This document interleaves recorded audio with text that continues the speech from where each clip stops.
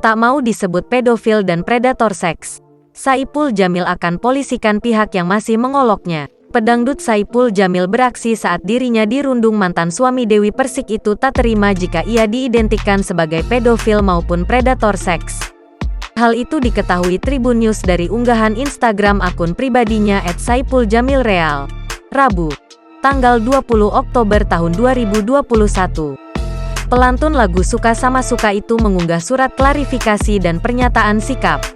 Pria 41 tahun itu memastikan kesalahannya di masa lalu tak akan terulang kembali. Lebih lanjut, Saipul Jamil menyebut jika berdasar putusan Pengadilan Negeri dan Pengadilan Tinggi DKI Jakarta ia tidak termasuk dalam kategori pedofil atau predator seksual. Sehingga julukan tersebut dianggap sebagai tidak sesuai dan mengarah pada pencemaran nama baik. Saipul Jamil tak akan mentolerir pihak-pihak yang menjulukinya dengan kata-kata tersebut. Apabila ada oknum yang nekat melakukannya, ia dengan tegas akan membawa ke ranah hukum. Jangan lupa subscribe, share, komen, dan like ya!